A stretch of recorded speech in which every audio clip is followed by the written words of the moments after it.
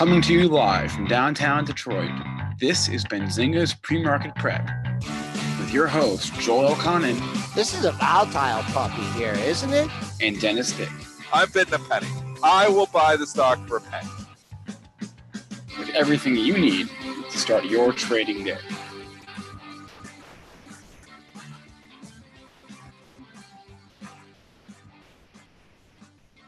Good morning, everybody. Welcome to this Monday morning edition of Benzinga's PreMarket Prep. Spencer Israel, as always, joined by Joel Elconin and Dennis Dick. On the show today, we are going to recap last week's trading action. We're going to talk about the trading range in the S&P 500. We're going to walk through some of the biggest components as well, talk about the strength in Google. We have some M&A activity happening this morning in biotechs. We have a new CEO at Deutsche Bank, so plenty to discuss, and we'll preview the big earnings that'll get going on Friday with the bank earnings. That'll be the unofficial kickoff of the Q1 earnings. He is our guest today. Is at 8:35. Adam Sarhan from 50 Park Capital will stop by the show for 10 minutes or so. Joel, what's doing this morning in the S&Ps? We're trading firmly in the green here by 16 handles, 26, 21.75. Your opening print, your higher opening print of 0750 stands as the low of the session. Pre-market high 28 and a quarter. Really don't have anything up there. Friday's intraday high way up at 56.75. Looking at the crude oil market, we're trading up 60 cents. It's 62.65. Once again, caught a bid off the flat open. Current high 62.68. Gold in the red by 310 at 1333. Still having problems clearing 1350. Silver in the red by a few pennies as well at 1633. Bitcoin trading in the red by 3.8% at 6,700. And I'll tell you, looking at this Bitcoin, 6,500, 6,600 better hold here. We're going to be testing those former lows of the move at 6,000. Dennis, we'll bring you in here now. How was your weekend, your cold weekend here in Michigan? Well, it's supposed to warm up here eventually, so hopefully I woke up to snow. I think it was Friday or Saturday morning there on the ground, and I was like, are you kidding me here? I mean, we're getting into the middle of April. We still can't get rid of the snow, so still freezing here in the D, but going to be warming up towards the end of the week, and we'll be looking forward to that. All right, we had a really good, a little bit of a testy debate on the pre-market show. We're talking about the markets and everything. I guess it wasn't that bad, but we've come to agreement on one thing here. And as bad as the market wants you to think it seems to be here, we're still well above the February lows and really developing a nice trading range here and kind of in the middle of it. Yeah, I mean, and I got caught a little bit Friday thinking that we were going to go green, and obviously didn't happen there. We tried to go green right off the hop, but then the sellers just came in hard, and I did not see that coming. I thought that they might shrug the Trump stuff off. They tried to in the first 20 minutes of trade, which allowed me to get out of a lot of my stuff, so I actually made it okay. But that being said, we collapsed after that, so did not go green. And you know what? You look at this and you think, wow, this is just a tough trading range here. You've got to keep playing the trading range because every time it looks like it's going to break down, we bounce back. Every time it looks like we're ready to break out of here, we sell off. And the trading range we're talking about, if you want to look at the SPY chart there, look at it basically for the last 2 weeks of trading. Multiple lows between 255, 256, 258, 257. All that area there is where support has been. And then resistance very well defined as well. You can go to your highs, and you got a high back on March 28th at 265, then 265.43, then 262, then 265.26, then you got 266.64, and then on Friday you had 265.11. I mean, 258 to 265. That's kind of your trading range. So now you look at it here, and you have 261.5, and you're in the middle of the range. So it's kind of a coin flip when you're in the middle of the range. Now, that being said, if we come into a little bit closer there, I always like the 2-day move. I always think you get follow through of the previous move there. So the 2-day move would tell me to sell this bounce. But when I really sit back and look at the charts, we're in a trading range here, and buyers have keep stepping in the 258 area. So the sellers keep stepping in the 265 area. Play it until it doesn't work anymore. I think things are going to tighten up a little bit this week. Big earnings reports start on Friday with the banks. Besides interest rates and Trump tweets, it's earnings that move these markets. Pretty good expectations for this quarter. So we'll get things started on Friday. And I think we're going to calm down. I mean, I don't hope we calm down, but I really feel some kind of, these 55.9-day average range. That's got to come in a little bit for this market to grab some footing and start to move higher. But let's get to our individual movers today and Merger Monday. Spencer, in the biotech sector. Yep, AVXS is getting taken out by Novartis for $8.7 billion. That comes out to $2.18 per share and causing some movement this morning in AVXS. Yeah, it's up 95 points here. So huge premium paid here this morning for AVXS. This is going to kickstart a lot of your other gene therapy stocks there too. So Chad has been great this morning. Spinner has been popping in some sympathies. I did a little bit of scouring. SunTrust had a note popping in some sympathy as well. So let's talk AVXS just quickly here, maybe NVS, and then we'll jump into some of the sympathy moves here that we're already seeing this morning. Yeah, just a huge premium being paid for this, and still coming. Maybe a few regulatory concerns here, not much. Trading pretty close to that takeout price. So you said of 218. Really, once the deal was announced, it hit 216.50 and 216.51, and it's kind of been a slow leak from them. So looks big investors are cashing out. They're not holding out for that other $6. Novartis, MVS. I mean, for paying such a huge premium here, it's still trading up 60 cents. So I'd be careful on this one. I mean, paying that kind of premium and that kind of looking chart, I don't think I'm running out to buy NVS on the open. Just remember this is an ADR, so it's already trading actively over in Europe. So that's priced, it's not like it's pre-market trading that's not trading. When it's trading that actively, it's already kind of went through the price discovery process. But agree with Joel here. Sometimes you can get some people the real money coming in the U.S. side, and they have, when they've been paying these kind of premiums, they have been hitting the acquirer here. It's not happening in this case, but I'd be cautious buying it here as well. Jump over to some of the sympathy moves here. Spinner was giving us some names. Agree with them. CRSP could talk this morning. It is trading up in the pre-market, 5.5%. You can think of the Bluebird Bio. BLUE, it's up $10 almost at 5.6%.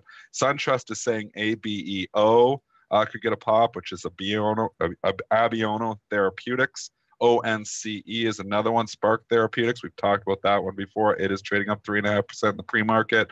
Some smaller ones that are getting a lift. Bold, BOLD, that's trading up 12% here in the pre-market. ADMS is trading up as well. CLLS, which is Selectus ADR, that's trading up 3%. Edit, EDIT, Editas Medicine, that's trading up 4.5% in the pre-market here. So you're seeing a lot of life overall. The XBI, which has obviously got some AVXS in it, but a lot of these other stocks as well, is trading up 2% in the pre-market. So Joel, if you saw any charts there, you can jump into them, or maybe we should just talk XBI. Yeah, let's just talk XBI, because I can honestly say this is just not one of my fortes here. Either this sector or the sympathy plays. I'll just give you a look at the XBI chart, and that's getting a bounce here, trading up $1.78 at 84.68. But boy, oh boy, one level only. Keep an eye on 82.38. That was your February low. You got the 82.36 on Friday, and I mean, as long as that holds, I think you got a chance at a rally in the XBI, but overall, the chart doesn't look good, and I don't just on a sympathy play here. I don't know if I could be chasing those, Dennis. You could probably make a better assumption there, better assertion on that, whether or not you're chasing these other stocks. Market just starting to sell off here a little bit more as well. So we're starting to leak. We were trading up near 261.80, now 261.20 a few minutes later here. Let's just jump over to some other individual news there. You talked about it off the hop. Deutsche Bank getting a new CEO. Tell us about this, Spencer, and the stock's getting nice lift pre-market. Well, this wasn't out of the blue, right? This has been talked about for a while, but Christian Sewing is the new CEO of Deutsche Bank. So out goes John Crine. I mean, the market wanted change here. We know that Deutsche Bank has had its struggles. I mean, you think about how far some of the other banks have come back since the financial crisis. This stock in 2011 was $60. And we know we had a little European financial crisis. It's never come back. It's $13 here now. And I mean, obviously, major problems in a lot of the European banks. So it's not just Deutsche Bank, but Deutsche Bank's pretty much been the worst one of all the European banks over there, at least on a percentage basis when you look at where they were. What's the all-time high here? Because before 2011, it was even higher than that, wasn't it, Joel? DB? Oh, yeah. You don't even want to know where this thing What was the all-time high? 158.59. Yeah, so you're $13 down now 90% from the all-time highs. I mean, hard to, this is just one of the dogs. It's been a dog for a long time. So yeah, they're going to applaud any change that they can get. And that's what we're seeing here this morning as the stock is trading up in the pre-market about 2.88%. But it seems like every time the stock starts to get some momentum, starts to go up, it's met with more sellers. So I just can't jump on the Deutsche Bank bandwagon for the simple reason is it's just, you talk about best of breed, and this has always been worst of breed. You did get a pop in the pre-market trading. If you're trading this Deutsche Bank, did trade up to 1453, and it's holding near that area. A little bit of a leak. Your 2-day high 1434. So 1450, that seems like to be resistance for now. Below the move, if they decide they don't like this guy, triple bottom here at 1352, 1353. That's your major support in Deutsche Bank. Do you remember when they almost went out of business like a year and a half ago, right? Or when the stock just collapsed? And they got a bunch of capital and they came back. Yeah. That was that last year or was that 16? I want to say 2016 they had all kinds of problems. It was end of 2016 when it got down to $11. Yep. They were hitting the debt, they were hitting the preferreds. Like that's what I always look at when you really want to know if the Deutsche Bank, if they're getting some fears, there is some traded preferreds out there. When those things start getting hit, they're starting to get concerned again. And we're not talking this, and this is going to happen today. The stock is trading up, but that's kind of my indicator. There's a few that I watch there. DKT is one that you can watch. And if you look back to 2016, that went down to $23, started to get hit. It's all the way back up here at par at 25.58. So it's come back. So they're not that concerned about it right now. Some of the other ones they've called in, there's DKT. There used to be DTK, but that's been called in as well. Funny, there used to be like 7 or 8 of these things, and there's just not that many of them anymore. So I actually got to go grab the other list to see who's listed, because there used to be like DUA. There used to be a dozen of those things, and they have called a lot of them in just because they were paying excessive premiums there too. But I'll grab you the other ones here too, just really quickly there. But DB, DKT. So if you're looking at other ones, there is, holy cow, there's hardly any left. I'm reaching here to even find any. Okay, so DXB is another one. DXB, and you can see that got down to like $22 back in November of 2016 or September of 2016. It's back up to par at 25.60. Is that it? There's only 2 of them now. DKT and DKT and DXB. I think that's it. Hey Dennis, you just want to give just a quick rundown there on why you watch those preferreds and kind of don't go into all the prices. Well, I don't watch the debt. You can watch the debt market too. You can watch some of the traded bonds, but I'm more of an equities guy, so the preferreds just follow the debt market. So it's kind of my indicator that, when the financial crisis was happening back in 2006, 2007, the stocks started selling off, but when they really started hitting the preferreds hard, that's when the market really got ugly after 2007. So when preferreds are traded, obviously just like bonds, it's basically a hybrid between the stock and the bond. You're getting, the yield, but if it comes into liquidation, the preferred is obviously above the common, but not as high as the bonds are. So that's just the thing to look at is, when they start hitting those and, you got a 7 or 8% yield on something, they start hitting it below par, it's telling you they're getting concerned about credit worthiness of the issuer. So that's what we saw during 2007 is that a lot of, for half the year, everything was still trading at par of the preferreds, but then they started hitting the Lehman preferreds and the Bear Stearns preferreds and the Citigroup preferreds and the Morgan Stanley preferreds. And we're talking, then it got ugly in the financial crisis. Some of these preferreds went from par at $25 down to $5-6. So that's telling you like there's pricing these things that they might go out of business. Now, this is obviously not even close to the case here with the Deutsche Bank, because even when they were concerned about DB, it was still trading at 22, the DXB. So 22 on the 25 is you got a long ways to go before you're starting to think like they're going out of business here. And now we're back at par, so there's no concerns about that in the market whatsoever right now. All right, now let's just turn our attention to a stock that we haven't talked about in a long time, but had a big event last night, and WWE at all-time highs here, actually trading up another $1.93. Well, let's see here. Maybe not all-time high, Dennis. What did we do here? Oh man, I'm trying to look at this bar. Oh no, that's the end of the page. Yep, new all-time highs. Spencer, you got any details on that event? I know Ronda Rousey was there. Not particularly.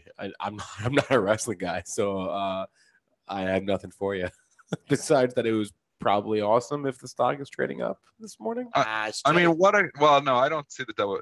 That's just an odd lot though that trade up there. Right. So only 100 shares have traded, and you're talking about it trading off exchange. So here we go. I do have one headline. I do have one headline. It grossed WrestleMania last night. Grossed a record $14.1 million at the New Orleans Superdome.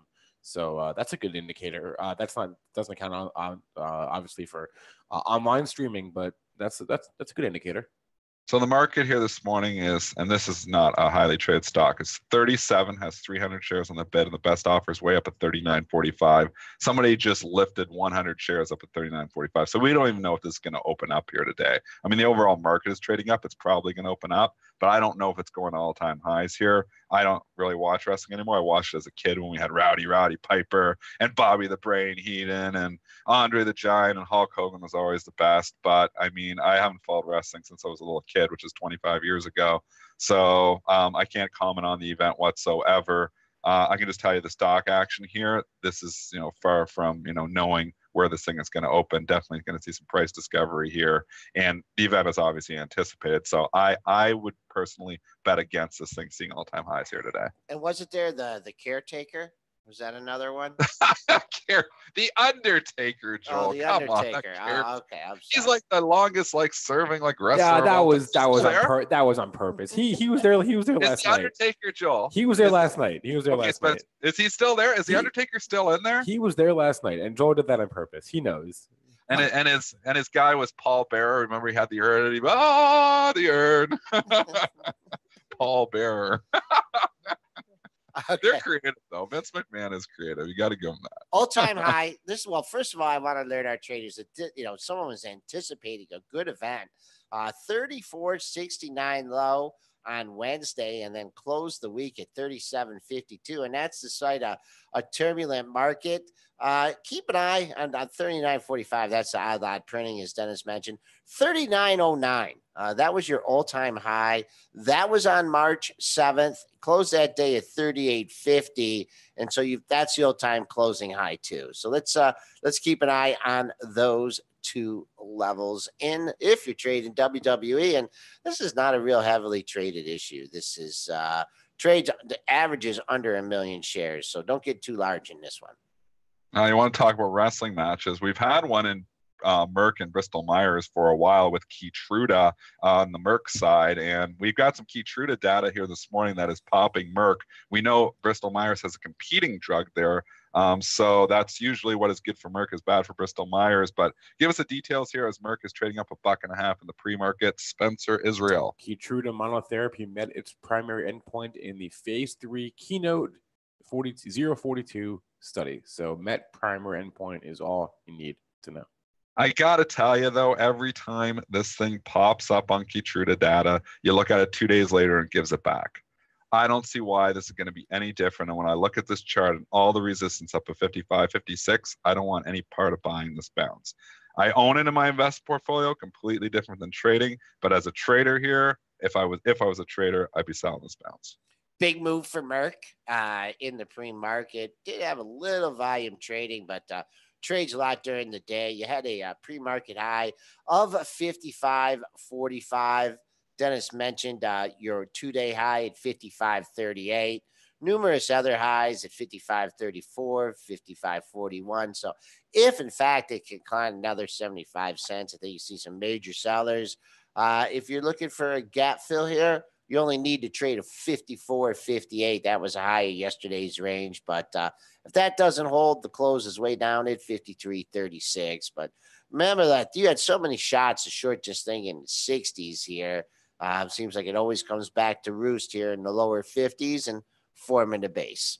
Yeah, it's been one that hasn't paid to chase it ever. It always seems to come back down. And I bought Merck in my invest portfolio back in 2011, 2012 in the 30s, lower 30s. And it's been a good one. I've actually sold over half my position in the 60s. I've kept half of it just because I still think long term. I like Merck. It pays me a nice little dividend of 3.5%. And, you know, obviously we know I'm heavily weighted in drugs in my investment portfolio just because I like the aging population.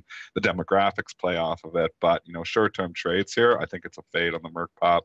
Bristol Myers is not traded here this morning at all. We have seen this in the past when we get positive Keytruda data that Bristol Myers sells off. So just be cautious if you are buying Bristol Myers here this morning. I'd expect, you know, that it could see some pressure here if, you know, Merck does hold up. If Merck gives it all back, then it doesn't matter. But we've seen this happen in the past that Bristol Myers sells off on positive Merck Keytruda data. This one, I'm looking at the trading history, and it goes back to 98. That's probably as far as back as the data goes, about 20 years, because I know I remember owning this thing in the 30s.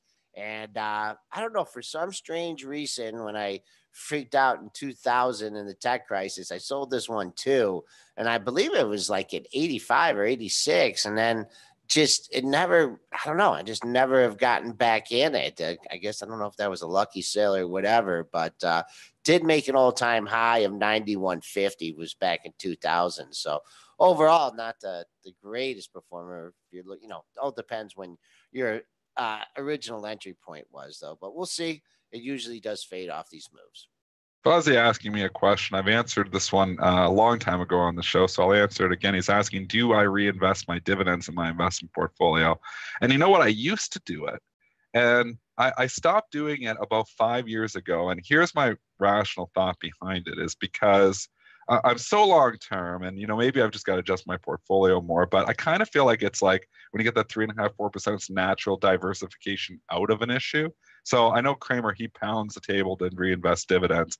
I'm torn here. If you're in good companies and you're adjusting your portfolio all the time, I get it. I get, you know, the reinvestment, you know, strategy of it. I'm longer term, and I just think, you know, as I get more money out of a stock, I just invest into something else. Or if I like that, I would turn around and buy it more. The main reason is if, you know, I've looked at this and used this as examples in the past too. Let's say, you know, you were in Eastman Kodak and you had it for like 50 years in your portfolio. Well, it paid nice dividends all those years. But if you were on reinvestment program all those years, or even like use Sears or J.C. Penney, if you had it and you know you never sold it, all of those dividends you got out of that would now be invested in that stock, and you'd basically be worthless. You wouldn't get any money out of it at all. But if you weren't on dividend reinvestment programs all of those years and stocks like JCPenney and Sears, you probably got way more than your initial capital put in back out of it. And another thing, you know, is like General Electric, for instance. If I would have been reinvesting my dividends in General Electric, because I bought it back in the year 2000, I would probably, you know, obviously I'd be significantly down in the position, but because I've always taken the dividends back out, I probably have taken, I'd have to add it all up, but I imagine, you know, it's had a 3-4% yield. If you just do, you know, rule of 72 over the course of the last 17 years that I've owned this, I've actually taken out my initial investment in dividends. So I don't have anything playing in dividend of my initial money in there. So it's kind of like natural diversification out of an issue.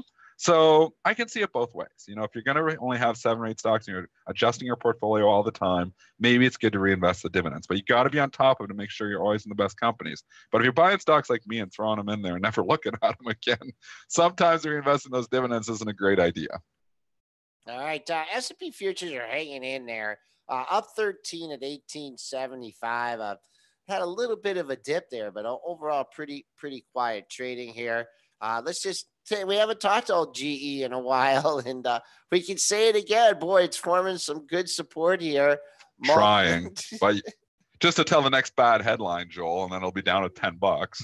Yeah, and just the only note that I mean, major support at 1280, but when did everyone get excited that Mr. Buffett was getting in this one? When it went to 13.95 and now closer back to $13. So be careful on those kind of things, those kind of rumors, because if something doesn't come to fruition right away, boom, it goes right back down. But we'll be keeping an eye on GE. I'll be interested if it gets down to that triple bottom at 1280 level. Let's quickly look at some of the big ratings from the day. The biggest one here is General Motors getting upgraded to overweight at Morgan Stanley. Another bold call from Morgan Stanley. They're making some bold calls here as of late. GM obviously had some life thought last week and now getting up and getting a lift here again. Full disclosure, I got an overnight short in this, so of course I'm taking some heat on it, but we know I trade a lot of overnight stocks, so sometimes I have, sometimes I'm going to get hit on, an upgrade or downgrade, and sometimes it's going to work out. In this case, it's not working out for me. I will cover this at the open. I've already covered some in the pre-market here, trying to work out of it as best I can, but I'm caught on the wrong side, and that happens sometimes when you're trading overnight. If you're a pure day trader, you don't get caught in news as much, but I hold stuff overnight and work the overnight position sometimes, work the close, work the open, and sometimes you get hit. So in this instance, I just happen to be short when an upgrade gets hit. So kind of sucks. The pre-market high, very, very light volume, traded up at 38.95. That was less than 100 shares. Now challenging the high from your 2-day high from Thursday at 38.48. So see what happens here. I'm certainly not buying it up 82 cents at 38.50. Coming back down, you could easily get into yesterday's range, 38.16. And just going off memory here, I know Morgan Stanley made a similar move in Ford not too long ago. And Ford got a pop that day and then faded pretty badly. I think they might have had some recall news that day, but on March 14th, they upgraded. It hit 11.44 early in the session. It closed at 11.02. So not chasing this Morgan Stanley upgrade at all. Other ones, Baidu is getting upgraded. Daiwa Securities there. It is trading up $3 in the pre-market. We got Agilent catching upgrade at Goldman. We got Ameritrade, AMTD, upgraded at Bank of America. Regeneron downgraded REGN at Raymond James. And then you've got also BEN getting downgraded at Bank of America. That's the bulk of them here. I don't know if you saw any charts when you were flying through there that strike your fancy, Joel. If you want to talk technicals on any of those? Well, this TD Ameritrade, I'd like to take a look at here. Sure. Came down to $56, and that's your major support. That actually hit that low in March as well. So that is above its February lows. Trading up $1.58. Very, very, very light volume here. So just going to look. 10 shares. Yeah, 10 shares. That's light volume. That's light volume when it's 10 shares. Bid of 58. Nobody's 58? hitting the bid. Tell me it's going above 58. 58.83 was yesterday's high. Friday's high, that is, and your 2-day close at 59.16. So let's call 59 resistance. And if you are shorting this thing or you're looking to buy it on this upgrade, I go a little bit above the close. The close was 57.57. So, 57.60, 57.70 here. That's as far as I'd go. I wouldn't be chasing this one. 2-day high is way up at 59.72. And you got to think that there's been some trading going on, right? In the last quarter, I think it could be, good for these. I wouldn't want to be short these brokerage firms. Do you remember whatever the crazy day was, February 7th, February 8th, whatever day that was? TD Ameritrade said it was their busiest day ever. Great point. Their highest volume trading day of all time. That's what they said. Yeah, that's just a great point by both of you there. On that one day, yep. So I don't, you got to consider that as we come into earnings season, which we are going to be coming in. We'll talk about a few of those banks on Friday. They're going to report. We're going to hear from JP Morgan, Wells, and Citigroup on Friday. But that's really kind of the kickstart of earnings season there. I'm not sure when Ameritrade and Interactive Brokers and all the other 24th. Retail on. When are they due to report? Do you know, Spencer? TD Ameritrade is April 24th before the bell. TD Ameritrade's April 24th, so that's coming.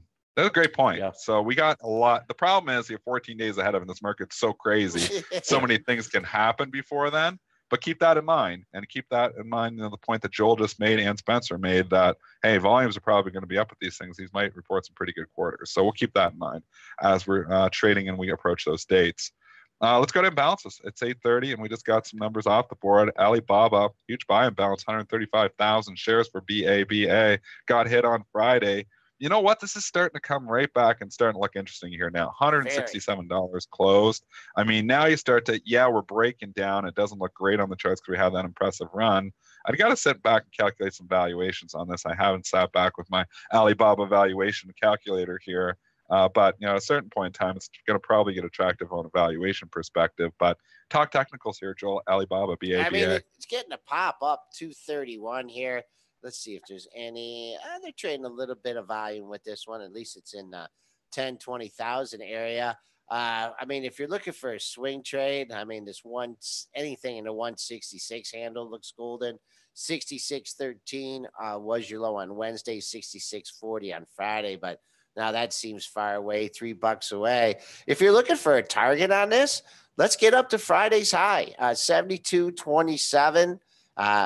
Thursday's high is way above that, but I think the longer it takes to get up to 172.27, clear that area with a vengeance, and perhaps it will fade. And one interesting thing too here about Alibaba is the lows that it made last week, those 2 daily lows, were lower than the February low, the February 9th low at 168.88. So still trading pretty close to its low of the move.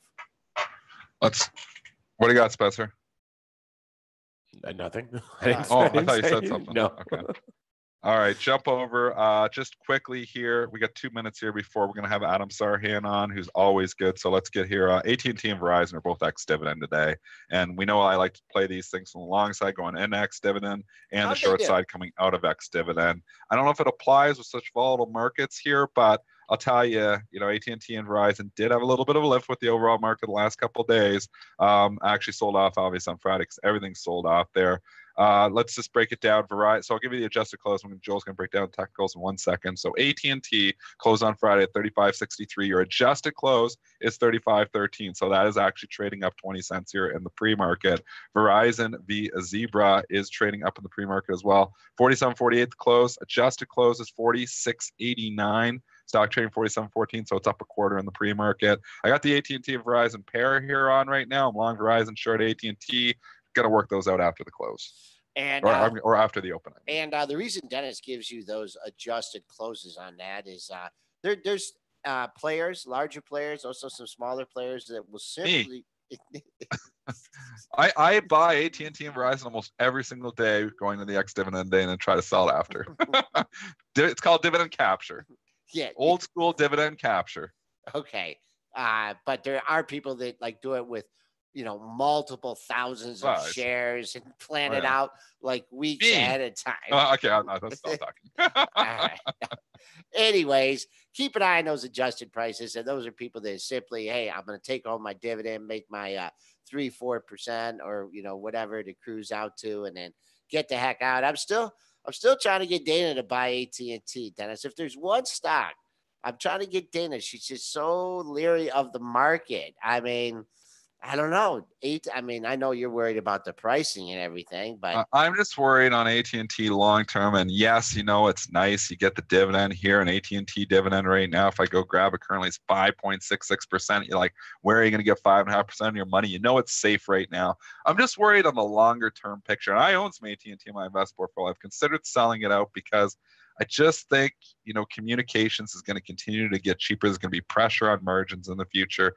Young teeny boppers are figuring stuff. I know we're all got our cell phones. We all have crazy, expensive plans. So you think, wow, what a cash cow. But there is, competition out there, and there's going to be still a continued squeezing on margins in the future, different ways to communicate. I mean, we're talking on Skype here right now. And Skype is basically, for the most part, free for us. Obviously we need a data provider, but AT&T is not getting a long distance call from us right now when we're talking on the phone.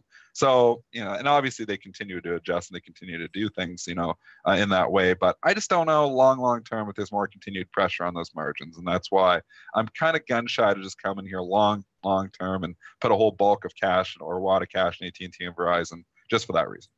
All right, we're going to take a quick break and grab Adam Sarhan. He's the founder and CEO of 50 Park Investments, and we'll be right back.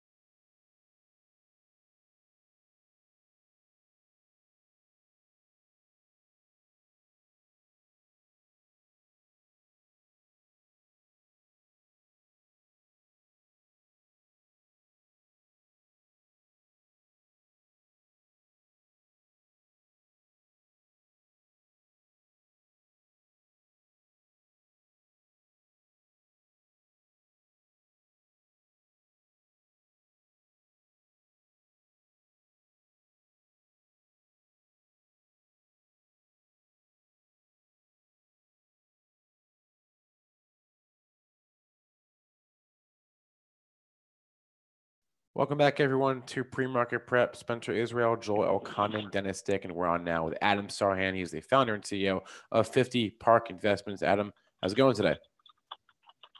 Excellent. How are you? Doing well, doing well. So let's start macro, and we'll see where the conversation takes us. But we were talking earlier on the show about the S&Ps being in a bit of a trading range right now. So looking at a chart of, I've got SPY up on the screen, but just so looking at SPY or SPX or whatever, what are you seeing right now in the S&P 500? Sure. Let's step back and talk about a longer-term view and then talk about the intermediate and then short-term. Longer term, we're just celebrated our 9th anniversary of this very long bull market. It's the second longest bull market in history. And the one thing we know about every bull and bear market in history is that it has a definitive beginning and a definitive end. The only question this time around is, when will this bull market end? It's not a matter of if it will end, it's just a matter of when it will end. So that's the context. Now, the shorter and intermediate term, the last 2 years, we've had just basically a straight up rally from the first quarter of 16 to the first quarter of 18, and with very, very low volatility. In fact, last year, the S&P 500 soared, and it was one of the smallest drawdowns intra-year. You were down less than 3% at any given time. So it was just basically, straight up. After such a big rally, both 9 years and then the last 2 years specifically, what the market's doing now, since the end of January, early February, is something very normal and very healthy. It's pausing to consolidate its very strong rally. Now, in the shorter term, if you look at the SPYs, the SPY, or you look at the S&P or whatever it is, you look at February's low. That in the SPY is 252.92, is extremely important, because if that level is taken out, the bears are going to argue that this is a big topping process. And the million, no billion, $1 trillion question is this the end of the bull market? Is this the top? Or is it another healthy sideways consolidation? And the fact is, as long as the market stays above February's low, which is the definitive area of support, you could use a 200-day moving average as another smaller term area of support. But for me, February 9th low is a definitive area that needs to be held. And as long as the market holds above it, then odds favor we move sideways to higher from here. Now, if we break below February's low on a closing basis and definitively for all three of the major indices, then that would suggest lower prices are going to follow, and will strengthen the argument that this is a big topping process, either an intermediate term top or the top. Now, the other good news for the bulls here is that tops don't happen overnight. They take time. They take two things, time and price. So right now, if you look at every major top in history, look at the last few tops. So we'll talk about October 2007. You topped out in the market before the '08 crash. Well, you remember Lehman was almost a year later, right, when the market really melted down. So tops take time, a few months, to form. Back in March of 2000, if you look at the NASDAQ.com bubble, the NDX, or whichever one you want to look at, you had the same thing where you hit a massive climactic run in the late 90s. The market was similar situation to now, where you basically went straight up. But then you had a few shorter-term pullbacks, like in the summer of '98 with the Asian financial crisis and long-term capital management failing, and the early '90s you had the savings and loans crisis. A little bit different than this 9-year stretch, but similar situation where you went straight up for a very long time. And then when the market did top out, that top was similar to the 1929 top, where you had a climax run, where in the last few months of that bull market, the stocks went bonkers to the upside. And then all of a sudden it stopped, moved sideways, and then started falling. So again, at the top, it took time and it took price. So right now we're about 2.5 months into this topping process, getting closer to the third month here. And as long as it moves sideways here with that support level, February's, lows holding, then okay, we have a chance to move higher. If that support level breaks, then our odds favor we're going to, test that 20% level, which will define a bear market. We're on the line with Adam Sarhan, founder and CEO of 50 Park Investments. Adam, it's just, we could talk about the support, the well-defined support there, and also the resistance above in the trading range. One thing that makes me a little bit cautious here is just the overall volatility. When you have this kind of volatility on both sides of the market, it usually portends to something on the negative side here. So talk about the volatility and, I'm not really talking about the VIX as much as I am, the average trading ranges really for us to like settle in here and, start to chug higher. Don't you think the vol has to come in considerably? Absolutely. I mean, Joel, you've been trading markets for a long time, and so have I. And the one thing we know is that they always say, this time is different. You got to be careful with that saying. History rhymes, instead of repeats. And, we've seen this before. Any person that's been around markets for a long time, this has the look and the feel of a big topping process. When volatility spikes the way it does after a 9-year rally, excuse me, and you get these 500,000 point swings in the Dow, even 1,500 points back in early February in a day, not in a week or a month, but in a day, that typically, after a big move, doesn't signal another leg higher is going to come. I mean, right? That typically signals we're near the end of the bull market. Now, the one big caveat to me that's different is that interest rates from the global central banks are still extremely low. Even the U.S. Fed, yes, we've raised rates a few times since the end of 2015 when the Fed started raising rates, but still, on a historical basis, rates are still extremely low, meaning easy money is here to stay for a while. That's a monetary policy. And now on the fiscal side, fiscal policy remains very aggressive with the tax cuts and then the infrastructure plan that's supposed to come out and ... So now, could that be different? Who knows? But yeah, from a trading standpoint, one more thing on the fundamental side is that earnings are expected to grow massively. And that hasn't really been part of a process where, near the top of the market, earnings and the economy are both growing and growing massively. That's been a wild card. I want to ask you. Right now, what's happening is if you get volatility to compress a little bit, that could strengthen the argument the market's going to go higher because of the bullish fundamental backdrop I just mentioned. But if not, then yeah, absolutely. This is another telltale sign. And when you look back, Joel, and you look at this and say, it was so obvious that was a top, sure, because you can point to all those things, volatility, the big swings, the 3-4 month consolidation, and then a break of support. So the dominoes are setting up here for a big topping process, but we've seen this before in the last 9 years, and every single time the bullish pixie dust shows up and the bull saves the market. So that's why you got to be a little bit cautious here until we get a definitive break.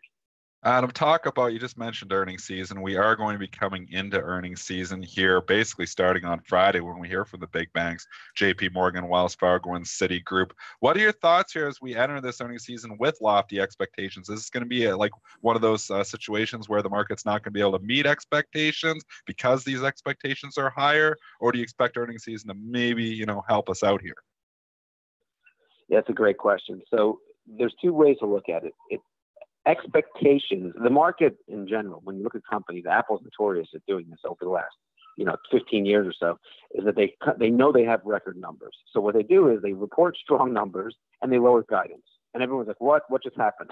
Because it's a game of expectations. So companies do this all the time where they lower guidance on purpose. So they lower the bar and then they can beat the bar. They can come in and beat expectations. So the same thing is going to a movie. If your friend tells you, hey, this is the best movie in the world, your expectations are really high. You go watch it, yeah, it's okay, but it doesn't really do anything for you because your expectations are so high. Now, conversely, if your friend's like, oh, this movie's awful, and you go watch it, and even if it's an okay movie, you're going to think it's a much, much better movie because your expectations are so low. So the earnings are the same exact situation. And over the last, 7, 8, 9 years, you've had the exact opposite scenario unfold because earnings were so depressed. The economy was barely growing, the whole story about, ... right? So now everyone's expecting earnings to be very strong. So the bar is high. And if companies can't beat that bar for whatever reason, that could be the bearish catalyst that could break support and send the market lower. And I think that's one of the reasons why the market's in the sideways choppy pattern. They're waiting for the next big catalyst to come out, bullish or bearish. And if earnings fail to impress, then sure, that could be the case. Oh yeah, we're waiting for earnings. Earnings were bad. Boom, market goes down. Now, if earnings do beat these high expectations, and that's a big, big point to keep in mind, then that could set the stage for support to be defended and the market to take off and hit new highs. Adam, I want to ask you about crude oil here, and not so much as crude oil, crude related stocks. Now, you're looking at an Exxon Mobil here, and that's just not a pretty chart here, considering the appreciation of oil here over the past, couple months. I mean, is this just giving you a chance to get in on the cheap here? I mean, Goldman Sachs has their prediction of crude going to $80, but holy mackerel, these stocks are just not responding to it, at least ExxonMobil. Any thoughts on some of the big oil companies? Yeah.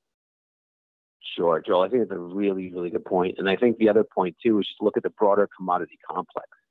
And if you look at valuations, which a lot of Wall Street looks at, you're hard pressed to find any areas of the stock market that are extremely undervalued right now. On average, people would argue that stocks are fairly valued or slightly overvalued, depending on how you want to use it, right? If you look at the tape for earnings, I don't want to get too in depth in that, but you can make an argument that stocks are overvalued, right? So commodities as an asset class are extremely undervalued, energy included in that. So you look at gold, you look at energy, you look at ags, look at a lot of the agriculture, corn or wheat or whatever it is, even some of the soft commodities like sugar or cocoa or coffee. A lot of these areas of the market, these commodities are undervalued. So there's a great pairs trade that is setting up here where the bears and the stocks are arguing, hey, let's short the market because it's overvalued, and let's go buy commodities because it's undervalued. And that's a broader picture, the macro level. On a more micro level, specifically with respect to energy, I think energy is going higher, especially if we have this bullish fundamental backdrop, because demand is going to increase. And if demand increases, then guess what? Earnings are going to increase for all of these beaten down energy stocks. And you're going to look back in a few months, assuming that the market doesn't break below support, assuming we don't fall into a bear market or a recession, but we fall into a situation where the market's steady as she goes, and this is just a pause or consolidation in a longer term uptrend, and we rally from here, then there's no question in my mind the entire commodity complex, including energy and gold and silver for that matter, are going higher. All right, Adam Sarhan, great insights as always. Thank you so much for the time today. Thank you, guys. Thanks, Adam. All right. All right, give me some news on ACAD. That seems to be our disaster stock of the day. Acadia Pharmaceuticals trading down 373 at 1780. Just hit a low of 17 even, and they're throwing some value around. With the bad drug news? You could say that, yeah. Here's an article from CNN that reported patients on their Nuplazid drug died. So that never good news. No, you could say that that's bad news. Yes. Well, we hit a low in the 17 handle, now trading at $18. Hit a low at 17 even. I have to go back here. I believe if you're looking for some support under 17 even, 1702 low. That was in March of 2016. And that was buffeted by a 1664 low. That was in February. So, potential support here, 16.5 to 17. Downward dogs asking, longer term on that NVS. And I'm just cautious here, paying that big premium. I know it's trading up a little bit here today. I don't know. I think I'd be a little bit hands off. When drugs are out of favor, yep, and we know they've been out of favor, you got a long-term head and shoulders here going. That being said, you got 3.68% dividend. You've got some reasons that maybe long-term, it's attractive. Like I like the dividends, and I still like pharmaceutical stocks long-term. But short-term here, this looks, just when I come out and I look at the weeklies or even the monthlies, I kind of see like a little head and shoulders thing happen. It's a sloppy right shoulder, but I think, if you end up taking out the lows of the move, which is a ways down, 78.54, $3 down, is more pain in store. So I think I'm hands off on this one. All right, 851. Spoos are just trying to get over 2620, really staying in a tight trading range here. See if we covered. There's really no earnings for the next couple days. We do the Regeneron downgrade at RJA? Did we discuss that? Well, we talked and I mentioned a few of the upgrades, downgrades briefly there. Spencer, if there's any that I missed, let me know there too. We can cover our EGN. We never jumped into the technicals on our EGN, which is starting to look really terrible, Really bad. by the way. So it's a good chart to talk about here because you got massive support in the 313, 314 area. Now, I don't know if we're going to get down there today, but if we ever take out that 313, 314 area on this, it is like Katie bar the door because this has been the entire level for 2017. And if we take that out, I think we're going to be under 300 in a heartbeat. So there's a trade here. If this thing takes out the 313, closes below 313, I think, you've got some downside, a potential short setup here for our EGN. All right. If it takes out that support. Yeah. We'll see how that reacts. Just a little bit of Barron's coverage here. We'll just touch on a few of the stocks. What was on the cover? AI managing your money, artificial intelligence. Did they have a stock? They had it was more about the mechanics and the futures of the way that it's moving. I skimmed over it. I did not get any individual stocks off it. One individual stock, and we had a nice talk about this on the pre-market show. And I might even be looking to add this to my portfolio. Calling Google the internet staple that has to be in your portfolio. I know, Dennis, I know you've had it for a long time. Yeah. I mean, tradable bottom here. I mean, it did get a little bit below those February lows here, but just like the market, forming some major support here. And I've given the argument for Google before. I know Ferry Hamsey's been on the show with me before and actually agreeing. I think Google, everybody talks about who's going to be the first to $1 trillion. I'm still betting on Google. Apple is a healthy lead, though. I mean, they're 850. So I need odds on that, obviously, because 850 billion market cap for Apple. Google's sitting around 700. Microsoft's in there. Morgan Stanley thought they might be the first one there. They're around the same price, around 700. Amazon's in there. So there's a number of, potential, leaders here who are going to come out. But I just look at the way Google is set up. And this is why I own it in my invest portfolio. The multiple isn't crazy. I mean, it's not cheap relative to the market, but it's not expensive either. I think it's like maybe 20 or 21 times forward earnings, at $1,000. But the growth is still here. And I just think about Google and you think about, okay, if you're Facebook, if you're Twitter, their business model is built around putting links in your face and hoping you click. Google's business model is built around you go to our site and you're looking to click something. I mean, I go to Google to click something. So it's just set up so much better. And, the amount of money that they can get on, some of these businesses for these clicks is pretty incredible there. So I just don't see anybody challenging Google basic monopoly of the search. I mean, you've had a lot of other smaller search engines. Microsoft tried Bing, I know Apple has their products on their iPhones and stuff, but for the most part, people use Google. It's a verb now. I don't see it going away. I don't think anything challenging it. Plus those guys are so innovative out there. What do they got cooking up there too?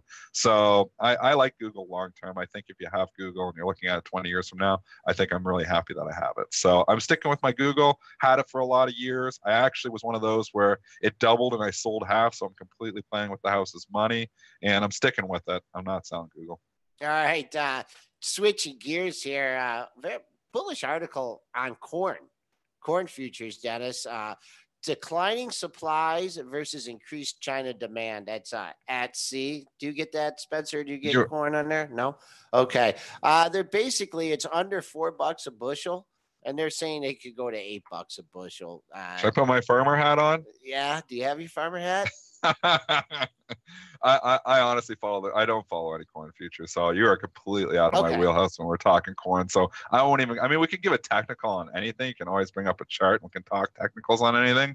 But I am just not a futures trader of corn or agricultural futures. I don't follow them at all. All right, we should better off to ask Angie this question. But yeah, I'll see that one for Angie. It's an ugly chart, and it bring it up. Well, I don't even have it. So Spencer can you doesn't bring it up? have it. You know what? Is it? Don't think I have it on. There's an ETF. Give me a corn ETF, folks. Come on. Corn ETF. Yeah. Do you know what the symbol is on Thinkorswim for corn? Joel? Yeah, it's at C. Well, you got corn, CORN. Yeah, but that's corn ETF. Is that trade though? That's fairly active. Oh no, maybe not. It's a corn fund. It's corn. You got a corn ETF. That's a good ticker. This should show you how frequently we. I've never looked at the ticker. Do CORN. Do It's on there. Does that look like the? Does it look like yes. it? Like this? Yes. Okay. So it must be active enough that the ARBs are keeping it somewhat in line there. So, so if you're looking technically here, you had the big sell-off there in March, and now you bounce right back here, and you're bumping your head against resistance here again. So, technically speaking, it doesn't look that bad. I don't know what the rain forecast has in the future here and all the other, that goes into corn futures, but, technically speaking, it's at resistance. So resistance is resistance until it's broken, though. So we'll say that. All right, then. I don't know if anybody planned it ahead of these freezes or whatever, but just wanted to mention that a potential doubler in corn. I don't think I've ever traded one lot of corn futures. Also, in Barron's, Dennis, you'll like this. They're talking about smartphone growth is stagnant. And that's bad for Skyworks, Apple suppliers. Yeah, Qualcomm and SYNA. But they said it's good for people or companies going into new phones. OLED, MU, Dennis. They mentioned your good old Micron here, so that's a potential winner. I gotta buy some Micron here. Yeah, you know what? Micron didn't have a bad day on Friday. Everything that got crushed on Friday, it had its bad day the day before, really. And you could say, well, how didn't it have a bad day? It was still trading in the red. But did it close in the green? No, it didn't, I guess. But it wasn't down as much as the market was. So we were down. We closed the previous day at 49.84, and we closed. We still closed down $1.50, but it came off the lows. I mean, a day we're down 500 Dow points. You'd think something like Micron would lead the way, and it actually at one point in time was green on the day. So Micron held up not bad. I mean, I'm still interested in adding to some of my Micron position. I probably am going to do it. I just wanted to stop going down first. It's a good lesson. I mean, when you're looking at investing in something here, sometimes, it pays to try to, just call the bottom. But a lot of times, wait for it to base a little bit. Wait for it, to start to look like, hey, it stopped going down, and then maybe strike. And that's what I'm waiting for on Micron. I want to stop going down. And Friday was actually an okay day because it wasn't as weak as the overall market. So it's on note. Maybe we challenge, well, I don't know. We're up here today, obviously, maybe on the Barron's and maybe on the overall market. But if for whatever reason we go into sell-off mode again, which it always seems like we do, 47.26 is a bogey now. Yeah, that took out the low that you had before the earnings, 48.72. Did not close above it. Yesterday's high way up at 50.48. But considering they got hit with a couple downgrades last week, I think that stock is held up pretty well. All right, we'll just go to a wrap here. S&P futures are still staying in the green by 11.75 here at 26.1750. Even though we've traded around 26.18 a lot, I'm going to use that as my swing number. That's mid-range on the session. It's also your daily pivot and people trying to make up their mind here above 18. See if we can challenge that pre-market high at 28.25. And folks, resistance is very thin above there because even Friday's intraday high was at 56.775. If we go into reverse mode, our first stopping point below the current low, 0750 was the close from Friday at 05.75. And you know what? Is Under Armour up? I just wanted to check that real quick. Trading up 38 cents. Jordan Spieth made a heck of a run. Did you guys watch the Masters? Did you watch that at all? I caught it on the background. I caught it. Yeah, me too. I caught it a little bit in the background. Yeah, I was thinking. It was on all day on the TV, but, two kids running around, how much you're paying attention to is another thing. When you hear something, then you come and take a look. But, yeah, so. Okay, Nike had the winner. What's Under Armour doing? Under Armour. Oh, it's up. Yeah, they're both trading, but he made a heck of a run. Nike's trading up too here. The other thing about Nike, man, I mean, it's just kind of like that 50 to 60 range was holding forever. Maybe the new range is 60 to 70 in Nike. All right, 9 o'clock, Spencer. You want to wrap things up and preview the show for Tuesday? Sure. So our guest tomorrow, Nick Shaheen, he joins us every Tuesday. But if you want to catch our interview with Adam Sarhan again or any part of today's show, you can go to our podcast on iTunes, SoundCloud, and Stitcher, or just rewatch the show on YouTube on Benzinga's channel there. Thanks to all you who joined us today in our chats on YouTube and at premarket.benzinga.com. Thanks again to Adam Sarhan. Hope you all have had a good morning and have a good rest of your day. And we will see you folks tomorrow.